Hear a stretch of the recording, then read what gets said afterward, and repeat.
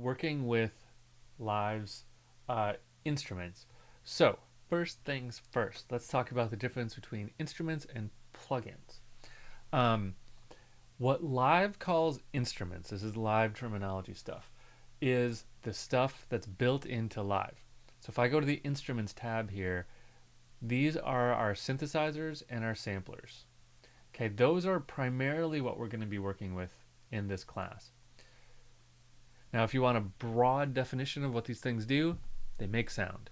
These are things in Live that make sound on their own. These are really the only things in Live that make sound on their own. Everything else is effects or already made sound, like samples, things like that.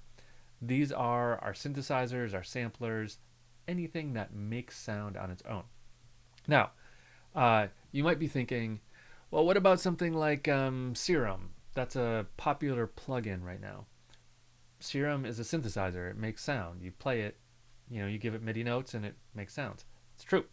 So that is not going to be in instruments because that's not made by Ableton. Everything in our instruments tab is just the stuff that comes with Ableton Live Suite. Okay, your list might be smaller than this if you're not on Live Suite. If you're on a different version of Live, your list is going to be smaller. But back to Serum. So Serum is going to live in plugins.